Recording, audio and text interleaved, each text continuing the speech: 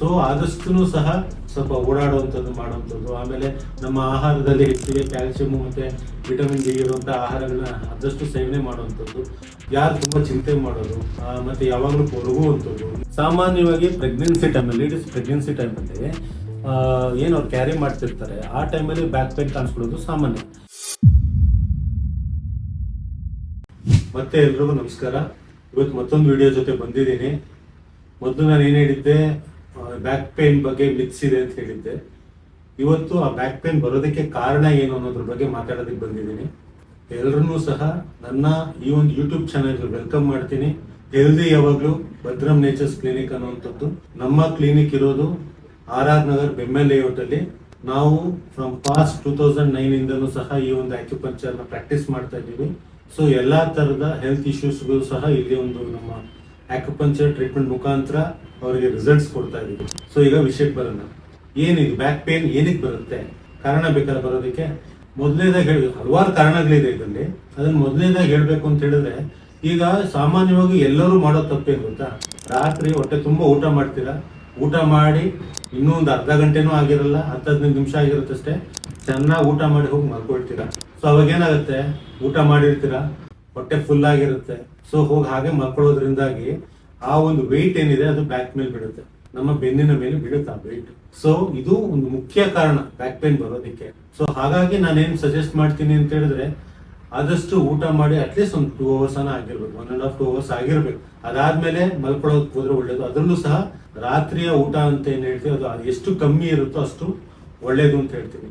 So ಅದು ಒಂದು ಮುಖ್ಯ ಕಾರಣ ಆಗುತ್ತೆ ಊಟ ಮಾಡ್ದಂಗೆ ಹೋಗಿ ಮಲಗುವಂಥದ್ದು. ಮತ್ತೆ ಎರಡನೇದೇನು ಅಂತ ಹೇಳಿದ್ರೆ, ಈ ಆಸಿಡಿಟಿ ಅಂತ ಹೇಳ್ತೀವಲ್ಲ, ಆಸಿಡಿಟಿ ಆಗಿರ್ಬೋದು, ಬ್ಲೌಟಿಂಗ್ ಆಗಿರ್ಬೋದು, ಅಥವಾ ಗ್ಯಾಸ್ಟ್ರೈಟಿಸ್ ಆಗಿರ್ಬೋದು, ಇದನ್ನು ಸಹ ಮುಖ್ಯ ಕಾರಣ ಆಗುತ್ತೆ ಈ ಒಂದು ಬ್ಯಾಕ್ ಪೇನ್ ಬರೋದಕ್ಕೆ.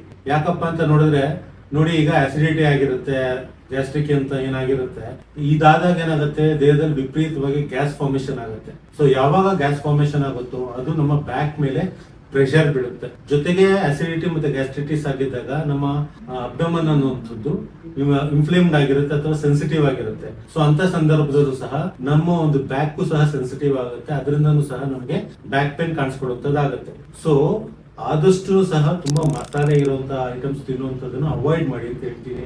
ಮತ್ತೆ ಟೈಮ್ ಕರೆಕ್ಟ್ ಆಗಿ ಊಟ ಮಾಡುವಂಥದ್ದು. ಈಗ ಕೆಲವು ಕಡೆ ಎಲ್ಲ ಕೆಲವರೆಲ್ಲ ಏನ್ ಮಾಡ್ತಾರೆ ಅಂದ್ರೆ, ಇರ್ರೆಗ್ಯುಲರ್ ಟೈಮ್ ಊಟ ಮಾಡುವಂಥದ್ದು. ಬೆಳಿಗ್ಗೆ ಒಂದ್ಸತಿ 8 ಗಂಟೆಗೆ ಟಿಫನ್ ಮಾಡಿದ್ರೆ ಇನ್ನೊಂದ್ಸತಿ 10 ಗಂಟೆಗೆ ಮಾಡುವಂಥದ್ದು, ಮಧ್ಯಾಹ್ನ ಒಂದ್ಸತಿ ಊಟ ಮಾಡ್ತಾರೆ, ಇನ್ನೊಂದ್ಸತಿ ಊಟನ ಸ್ಕಿಪ್ ಮಾಡ್ತಾರೆ, ಅಥವಾ ಅದು ಬೇರೆ ಬೇರೆ ಡಿಫ್ರೆಂಟ್ ಟೈಮ್ಗಳಲ್ಲಿ ಊಟ ಮಾಡ್ತಾರೆ. ಸೊ ಈ ರೀತಿ ಒಂದು ಕರೆಕ್ಟ್ ಟೈಮ್ ಅಲ್ಲಿ ಊಟ ಮಾಡದೇ ಇರುವಂಥದ್ದು, ಮತ್ತೆ ಹೆಚ್ಚಿಗೆ ಮಸಾಲೆ ಐಟಮ್ಸ್ ತಿನ್ನುವಂಥದ್ದು, ಮತ್ತೆ ಕರ್ದಿರೋ ಐಟಮ್ಸ್ಗಳು ಜಾಸ್ತಿ ತಿನ್ನುವಂಥದ್ದು, ಮತ್ತೆ ಹೊರಗಡೆ ಜಾಸ್ತಿ ಊಟ ಮಾಡುವಂಥದ್ದು, ಇದೆಲ್ಲ ಮಾಡಿದಾಗ ಏನಾಗುತ್ತೆ, ಮುಖ್ಯ ಕಾರಣ ಆಗುತ್ತೆ ಆಸಿಡಿಟಿ ಬರೋದಕ್ಕೆ. ಇದ್ರ ಜೊತೆಲಿ ಏನ್ ಗೊತ್ತಾ, ನಮ್ಮ ಲೈಫ್ ಸ್ಟೈಲ್ ಅಂತ ಹೇಳ್ತೀವಿ, ಅಂದ್ರೆ ಎಮೋಷನ್ಸ್ ಅಂತ ಹೇಳ್ತೀವಿ, ಅದನ್ನು ಸಹ ಮುಖ್ಯ ಕಾರಣ ಆಗುತ್ತೆ ಈ ಒಂದು ಗ್ಯಾಸ್ಟ್ರೈಟಿಸ್ ಆಗೋದಕ್ಕೆ. ಯಾರು ತುಂಬಾ ಚಿಂತೆ ಮಾಡೋದು, ಮತ್ತೆ ಯಾವಾಗ್ಲೂ ಕೊರಗುವಂಥದ್ದು, ಇವೆಲ್ಲ ಮಾಡ್ತಾರೆ. ಮತ್ತೆ ಯಾವಾಗ್ಲೂ ಸಹ ವಿಷಯಗಳನ್ನ ಓಪನ್ ಅಪ್ ಆಗೋದಿಲ್ಲ, ಮನಸ್ಸಲ್ಲೇ ಇಟ್ಕೊಳ್ಳುವಂಥದ್ದು, ಚಿಂತೆ ಮಾಡುವಂಥದ್ದು, ಇದೆಲ್ಲ ಮಾಡಿದಾಗ್ಲೂ ಸಹ ಅವರಿಗೆ ಈ ಒಂದು ಆಸಿಡಿಟಿ ಕಾಣುತ್ತೆ. ಕೆಲವರಲ್ಲಿ IBS ಸಹ ಕಾಣಿಸ್ಕೊಳ್ಳುವಂಥದ್ದಾಗುತ್ತೆ. ಇದು ಸಹ ಮುಖ್ಯ ಕಾರಣ ಆಗುತ್ತೆ ನಮಗೆ ಈ ಒಂದು ಬ್ಯಾಕ್ ಪೇನ್ ಅನ್ನುವಂಥದ್ದು ಕಾಣಿಸ್ಕೊಳ್ಳೋದಕ್ಕೆ. ಸೊ ಇದು ಎರಡನೇ ಕಾರಣ ಅಂತ ಹೇಳ್ತೀವಿ. ಮತ್ತೆ ಮೂರನೇದು ಟೆಕ್ನಿಕಲ್ ಆಗಿ ಹೇಳ್ಬೇಕಾದಾಗ, ಮೆಡಿಕಲ್ ಟರ್ಮ್ಸ್ ಅಲ್ಲಿ ಹೇಳ್ಬೇಕಾದಾಗ, ಯಾರಿಗೆಲ್ಲ ಈ ಓಸ್ಟಿಯೋಪೊರೋಸಿಸ್ ಆಗಿರುತ್ತೆ ಅಂತ ಹೇಳಿದ್ರೆ, ಕ್ಯಾಲ್ಸಿಯಂ ಡಿಫಿಷಿಯನ್ಸಿ ಅಂತ ಹೇಳ್ತೀವಿ, ಈ ತರದ್ದು ಯಾರಿಗಾಗಿರುತ್ತೋ ಅವ್ರಿಗೂ ಸಹ ಈ ಒಂದು ಬ್ಯಾಕ್ ಪೇನ್ ಕಾಣಿಸ್ಕೊಳ್ಳುತ್ತೆ. ಯಾರು ಹೆಚ್ಚಿಗೆ ಬಿಸಿಲಿಗೆ ಹೋಗೋದಿಲ್ಲ, ಆಫೀಸಲ್ಲೇ ಇರ್ತಾರೆ, AC ಇರ್ತಾರೆ, ಮತ್ತೆ ಕಾರಲ್ಲಿ ಇರ್ತಾರೆ, ಮತ್ತೆ ಮನೇಲೇ ಇರ್ತಾರೆ, ಬಿಸಿಲಿಗೆ ಅಷ್ಟು ಎಕ್ಸ್ಪೋಸ್ ಆಗೋದಿಲ್ಲ, ಅವಾಗ ವಿಟಮಿನ್ ಡಿ ಡಿಫಿಷಿಯನ್ಸಿ ಆಗುವಂಥದ್ದಾಗುತ್ತೆ. ಮತ್ತೆ ಅಷ್ಟಾಗಿ ಫಿಸಿಕಲ್ ಆಕ್ಟಿವಿಟೀಸ್ ಇರೋದಿಲ್ಲ, ಕೂತಲ್ಲೇ ಕೂತಿರೋದು, ಮಲಗಿದ್ದಲ್ಲೇ ಮಲಗಿರುವಂಥದ್ದು, ತುಂಬಾ ಕೂತ್ಕೊಂಡು ಮಾಡುವಂತ ಕೆಲಸಗಳೇ ಜಾಸ್ತಿ ಇರ್ತವೆ. ಸೊ ಇದೆಲ್ಲ ಆಗಿದ್ದಾಗಲೂ ಸಹ ಈ ಒಂದು ಓಸ್ಟಿಯೋಪೊರೋಸಿಸ್ ಆಗುವಂತ ಸಾಧ್ಯತೆಗಳು ಹೆಚ್ಚಾಗಿರುತ್ತೆ. ಇದು ಸಹ ಮುಖ್ಯ ಕಾರಣ ಆಗುತ್ತೆ ನಮಗೆ ಈ ಒಂದು ಬ್ಯಾಕ್ ಪೇನ್ ಕಾಣಿಸ್ಕೊಳ್ಳೋದಕ್ಕೆ. ಸೊ ಆದಷ್ಟು ಸಹ ಸ್ವಲ್ಪ ಓಡಾಡುವಂಥದ್ದು ಮಾಡುವಂಥದ್ದು, ಆಮೇಲೆ ನಮ್ಮ ಆಹಾರದಲ್ಲಿ ಹೆಚ್ಚಿಗೆ ಕ್ಯಾಲ್ಸಿಯಂ ಮತ್ತೆ ವಿಟಮಿನ್ ಡಿ ಇರುವಂತಹ ಆಹಾರಗಳನ್ನ ಆದಷ್ಟು ಸೇವನೆ ಮಾಡುವಂಥದ್ದು, ಆಮೇಲೆ ಫಿಸಿಕಲ್ ಆಕ್ಟಿವಿಟೀಸ್ನ ಸ್ವಲ್ಪ ಇಟ್ಕೊಳ್ಳುವಂಥದ್ದೆಲ್ಲ ಮಾಡ್ಕೊಂಡಾಗ, ಯಾಕೆ ಅಂತ ಹೇಳಿದ್ರೆ ನಮ್ಮ ಬ್ಯಾಕಿಗೆ ಸ್ವಲ್ಪ ನಾವು ಮೂವ್ಮೆಂಟ್ಸ್ಗಳನ್ನ ನಾವು ಅವಾಗ ಮಾಡ್ತಾ ಇರಬೇಕು. ಸೊ ಈ ರೀತಿ ಎಲ್ಲ ಮಾಡಿದಾಗ, ವಾಕ್ ಮಾಡೋದು ಇವೆಲ್ಲ ಮಾಡಿದಾಗ ಏನಾಗುತ್ತೆ, ಈ ಒಂದು ಆಸ್ಟಿಯೋಪೊರೋಸಿಸ್ ಇಂದಲೂ ಸಹ ನಾವು ಫ್ಯೂಚರ್ ಅಲ್ಲಿ ಆಗುವಂತಹ ಪ್ರಾಬ್ಲಮ್ ಇಂದ ತಡಿಬಹುದು ನಾವು. ಆಯ್ತಾ, ಅದಾದ್ಮೇಲೆ ಇನ್ನೊಂದು ಮುಖ್ಯವಾಗಿ ಬಂದಾಗ ಆರ್ಥರೈಟಿಸ್ ಅಂತ ಬರುತ್ತೆ. ಸೊ ಆರ್ಥರೈಟಿಸ್ ಅಂತ ಹೇಳಿದಾಗ ಅದನ್ನ ನಾವು ಆಟೋಇಮ್ಯೂನ್ ಡಿಸಾರ್ಡರ್ ಅಂತ ಹೇಳ್ತೀವಿ, it's inflammation of the joints ಅಂತ ಹೇಳ್ತೀವಿ. ಸೊ ಇದೇನಾಗುತ್ತೆ, ಆರ್ಥರೈಟಿಸ್ ಆದಾಗ್ಲೂ ಸಹ ಸ್ಟಿಫ್ನೆಸ್ ಬಂದ್ಬಿಡುತ್ತೆ ಬಾಡಿಯಲ್ಲಿ. ಸೊ ಅದರಿಂದನೂ ಸಹ ಈ ಒಂದು ಬ್ಯಾಕ್ ಪೇನ್ ಟ್ರಿಗರ್ ಆಗುತ್ತೆ. ಸೊ ಹಾಗಾಗಿ ಆರ್ಥರೈಟಿಸ್ ಆಗದಿರೋ ಹಾಗೆ ನೋಡ್ಕೊಳ್ಳಿ. ಅದು ಹೇಗೆ, ಸೇಮ್ ನಿಮ್ಮ ಫಿಸಿಕಲ್ ಆಕ್ಟಿವಿಟೀಸ್ನ ಇಟ್ಕೊಳ್ಳುವಂಥದ್ದು, ಮನಸ್ಸನ್ನ ಕೂಲಾಗಿ ಇಟ್ಕೊಳ್ಳುವಂಥದ್ದು, ಮತ್ತು ಆದಷ್ಟು ಸಹ ಈ ಯೋಗ ಪ್ರಾಣಾಯಾಮ ಈ ಥರದ್ರ ಕಡೆ ಗಮನ ಕೊಡುವಂಥದ್ದು, ಚೆನ್ನಾಗಿ ನಿದ್ರೆ ಮಾಡುವಂಥದ್ದು, ಮತ್ತು ಆಹಾರದಲ್ಲೂ ಸಹ ಆದಷ್ಟು ಮನೆ ಊಟ ಮಾಡುವಂಥದ್ದು, ಮತ್ತು ಈ ಮಸಾಲೆ ಗಿಸಾಲೆ ಈ ಥರ ಐಟಮ್ಸ್ಗಳನ್ನೆಲ್ಲ ಆದಷ್ಟು ಅವಾಯ್ಡ್ ಮಾಡುವಂಥದ್ದು. ಇದೆಲ್ಲ ಮಾಡಿದಾಗ ನಾವು ಈ ಒಂದು ಆರ್ಥರೈಟಿಸ್ನೂ ಸಹ ತಡಿಬೋದು ಅಂತ ಹೇಳ್ತೀನಿ ನಾನು. ಅದಾದ್ಮೇಲೆ ಕೆಲವೊಂದು ಹೆಲ್ತ್ ಇಶ್ಯೂಸ್ ಅಂತ ಹೇಳಿದ್ರೆ, ಬ್ಯಾಕ್ ಪೇನ್ ಅಂತ ಬಂದಾಗ ಅದು ಬರೀ ಬ್ಯಾಕ್ ಪೇನು ಅಲ್ಲಿ ಏನೋ ಒಂದು ಇನ್ಫ್ಲಮೇಷನ್ ಆಗೇ ಬರಬೇಕು ಅಂತಿಲ್ಲ, ಅಥವಾ ಈ ಆರ್ಥರೈಟಿಸ್ ಓಸ್ಟೋಪೊರೋಸಿಸ್ ಇಂದನೇ ಬರಬೇಕು ಅಂತಿಲ್ಲ. ಕೆಲವರಿಗೆ ಏನಾದ್ರು ಕಿಡ್ನಿ ಸ್ಟೋನ್ಸ್ ಏನಾದ್ರು ಪ್ರಾಬ್ಲಮ್ ಇದ್ದಾಗಲೂ ಸಹ ಬ್ಯಾಕ್ ಪೇನ್ ಬರುತ್ತೆ.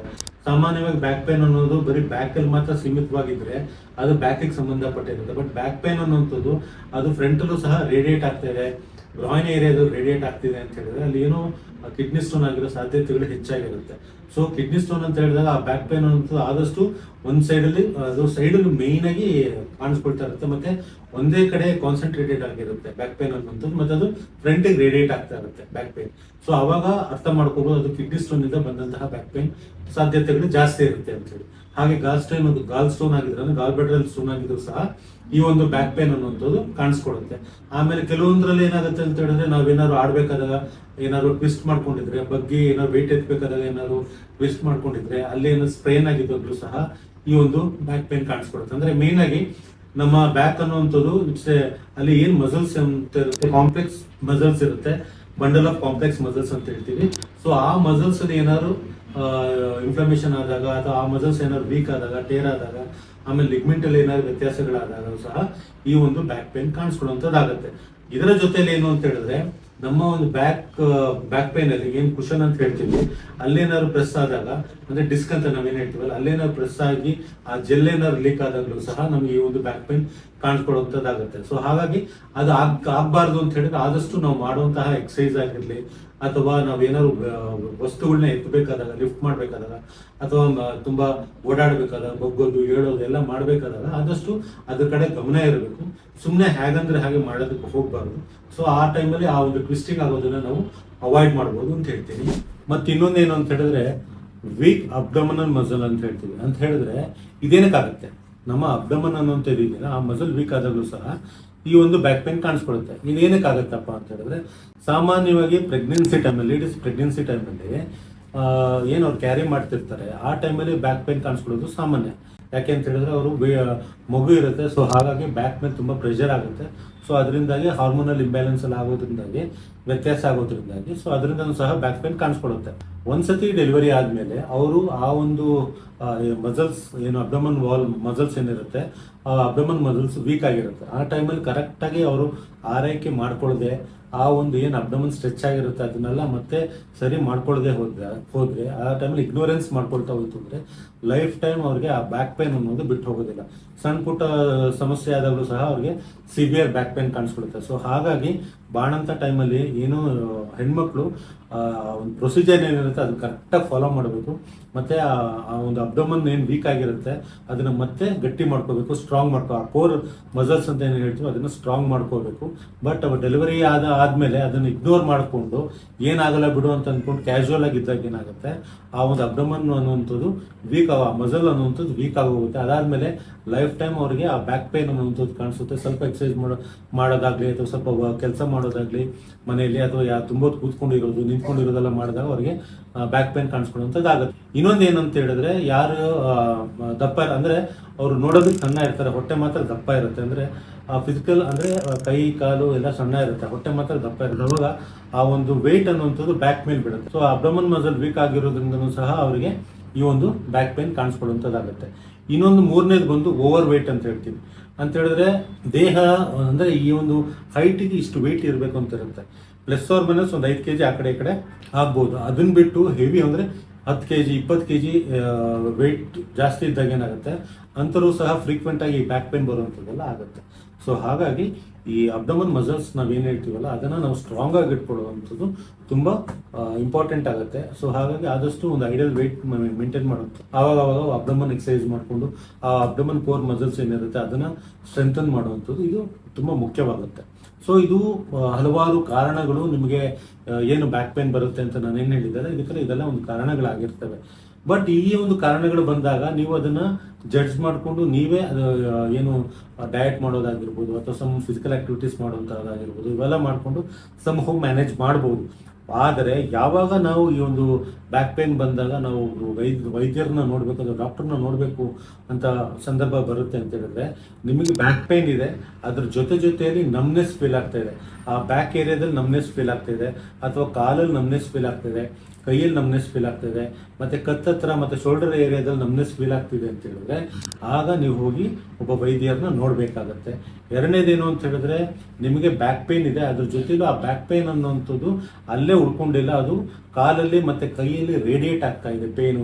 ವಾಕ್ ಮಾಡಬೇಕಾದಾಗ ಅಥವಾ ಕೆಲವೊಂದು ಪೋಸ್ಚರ್ಸ್ಗಳಲ್ಲಿ ಪೇನ್ ತುಂಬ ರೇಡಿಯೇಟ್ ಆಗ್ತಿದೆ, ಆ ರೇಡಿಯೇಟೆಡ್ ಪೇನ್ ಕಾಲಲ್ಲಿ ಫೀಲ್ ಆಗ್ತಾ ಇದೆ, ಕೈಯಲ್ಲಿ ಫೀಲ್ ಆಗ್ತಿದೆ ಅಂತ ಹೇಳಿದ್ರೆ ಆಗಲೂ ಸಹ ನೀವು ಹೋಗಿ ಡಾಕ್ಟರ್ನ ನೋಡಬೇಕಾಗತ್ತೆ. ಮೂರನೇದೇನು ಅಂತ ಹೇಳಿದ್ರೆ, ನೀವು ಮಾಡುವಂತ ಅಂದ್ರೆ ನೀವು ಬ್ಯಾಕ್ ಪೇನ್ ಇರೋದ್ರಿಂದಾಗಿ ಏನಾಗುತ್ತೆ, ವೀಕ್ನೆಸ್ ಅಂತ ಹೇಳ್ತೀವಿ. ಅಂತ ಹೇಳಿದ್ರೆ ನೀವು ಕಾಲು ಮತ್ತೆ ಕೈ ವೀಕ್ನೆಸ್ ಫೀಲ್ ಆಗೋ ಅಂದ್ರೆ ತುಂಬ ಹೊತ್ತು ನಿಂತ್ಕೊಂಡಿರಕ್ಕಾಗಲ್ಲ.